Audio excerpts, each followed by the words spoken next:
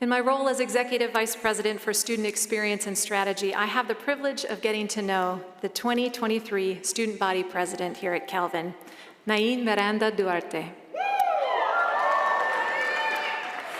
I'd like to take a moment to share a bit about him and the contributions he has made during his time at Calvin. Naim was born and raised in Managua, Nicaragua, and upon arriving at Calvin, immersed himself in the Calvin experience academically and co-curricularly. He's been a student employee, working with our food service team in the dining halls. He served 2 years as a resident assistant. He's worked with the Knight Investment Management student organization, served as a leader with our Calvin Startup Garage, and served as vice president and now president of Student Senate. Today, he'll graduate with a bachelor's degree in accountancy and a minor in data analytics. During his time as a student, Naim also maintained active participation in a local church, Madison Church, South Hill, where I and other congregants have been blessed by his service as a worship leader. In all my interactions with Naim, I have appreciated his heart for building community, his passion for seeking justice, and his commitment to strengthening Calvin's mission and impact, both on campus and across the globe. Whether enjoying deep conversation over coffee or lunch, or engaging in mentoring relationships with staff and faculty, Naim is a person who has sought to cultivate meaningful connections throughout his time at Calvin. He sought to live into Calvin's mission, to equip himself and all students to think deeply, act justly, and live wholeheartedly as Christ's agents of renewal in the world. Naim, we're so grateful for your leadership, impact, and contribution. Please join me in welcoming the President of Calvin's 2022-2023 student body, Naim Duarte.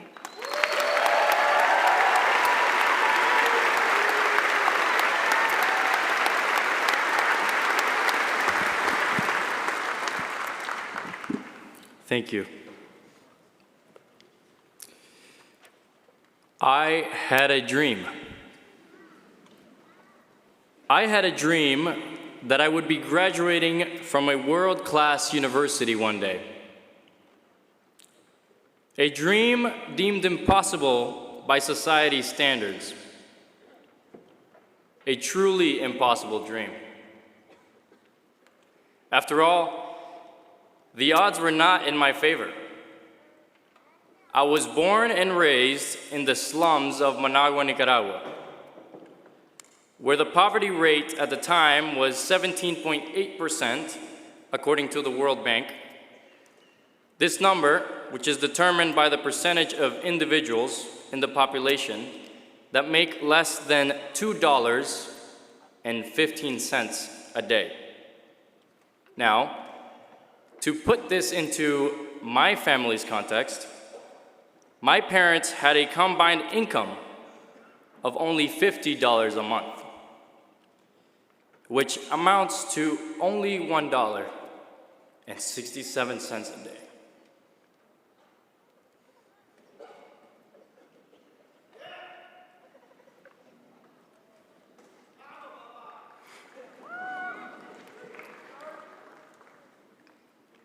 This means,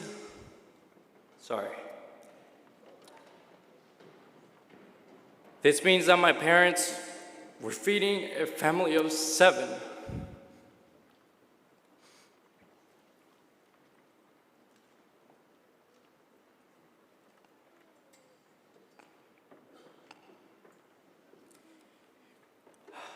Feeding a family of 7 with less than half the threshold to measure poverty.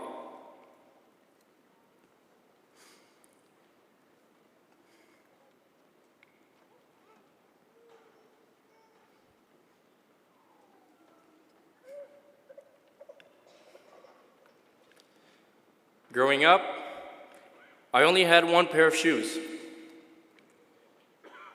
They were called rhinos. Now, they're like the Nokia shoes, completely indestructible. And my mom would always buy the shoes about 6 sizes too big so that I could use it for the next 3 years. Thank you, Mom. So I stand here today by the grace of God.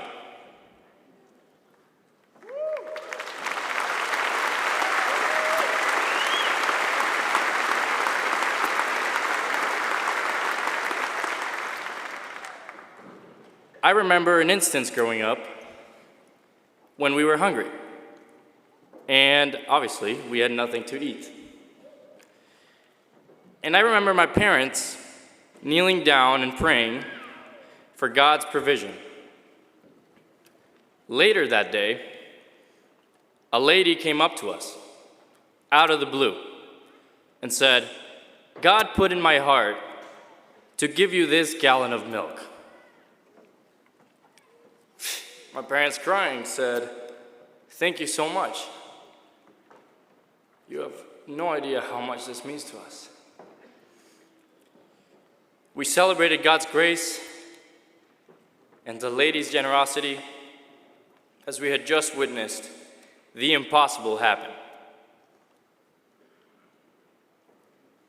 My parents worked tirelessly for my brothers and I to have a great education. They worked an insane amount so that my children didn't have to go through what my brothers and I had to go through. But there were many times that we didn't think that we would be able to graduate from school. For example,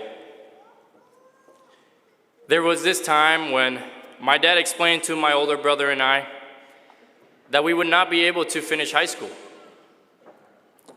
and that we were not allowed to come to school the next week because we couldn't afford to pay the school bill. And then the impossible happened again. We received communication from the school director saying something like this: "Buenas tardes, familia Miranda Duarte. Espero ver a sus hijos la próxima semana. Un donante anónimo ha pagado todo lo que deben en su cuenta." Good afternoon, Miranda Duarte family. We hope to see your kids again next week. An anonymous donor has just paid your whole bill. Once again, we celebrated God's grace and the anonymous donor's generosity. And then came April 2018. 1 year before graduating high school, a crisis erupted in Nicaragua. High school and college students were kidnapped, tortured, and even killed by police officers who peacefully protested against Daniel Ortega's dictatorship. Even I, who was not involved with any protesting whatsoever, received a death threat from my neighbor, who we ended up finding out was the wife of a higher up in the police department. So upon receiving these threats, my parents decided that it was best for me to flee. So I fled to Costa Rica, where I was generously hosted by a family. Thankfully, one of my older brothers lived in Oregon at the time, and still does. He's over there. So I was able to fly to the US and spend the summer with him. But at the end of the summer, I received a phone call that really changed my life. It's a phone call from my parents. And the first thing my mom said, as soon as I picked up the phone, was, "Son, you're not coming back home. Your cousin, Enrique Miranda, has just been shot and killed by the police this morning. And we don't want that to happen to you." All of a sudden, I had to figure out how I could finish my education here in the States.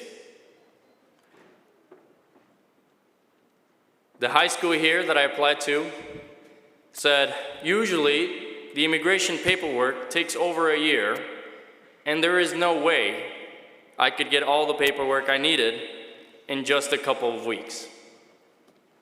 So I flew back down to Costa Rica, where I was generously hosted, again, by the same family that had hosted me a few months prior. And in the same week, I landed. All the immigration paperwork was sorted out. And I was now able to continue my education here. I was able to finish high school. Once again, an impossibility made reality. And as I was considering where to go to university, I realized that the impossible needed to happen again. Calvin and other schools had offered me a generous amount of aid, but was still not enough for me to make it. I didn't know if I was going to college or not, because I couldn't afford it. I emailed my Calvin admissions officer and explained my situation, and that I only needed a bit more aid in order for me to be able to come to Calvin. She then explained that I had received the highest financial aid and scholarship package out of any student of the year, and that they were not able to offer any additional aid. I didn't know if I was going to be able to accomplish my dream. I didn't know if I could even make it to college. But then, I received an email from the admissions officer saying, "Naim, we have found an additional scholarship for you. The Central America Scholarship."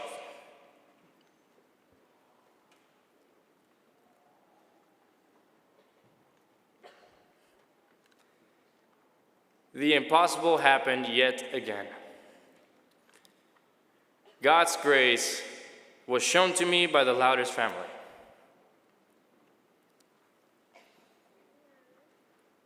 And I had a dream. I had a dream that I would be graduating from a world-class university one day. A dream deemed impossible by society's standards. A truly impossible dream.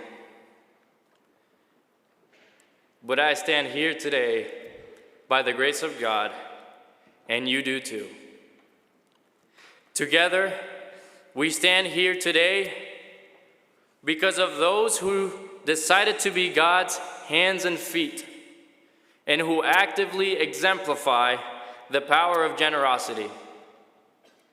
Class of 2023, it is my turn now. It is your turn now. It is our turn to be the hands and feet of God. To be that lady that gives a gallon of milk to a hungry family to eat. To be that anonymous donor that allows others to finish their high school education. To be that person and family that helps others in need. It is our turn to embody the grace of God through generosity. It is our turn to make impossible dreams a reality. Thank you very much.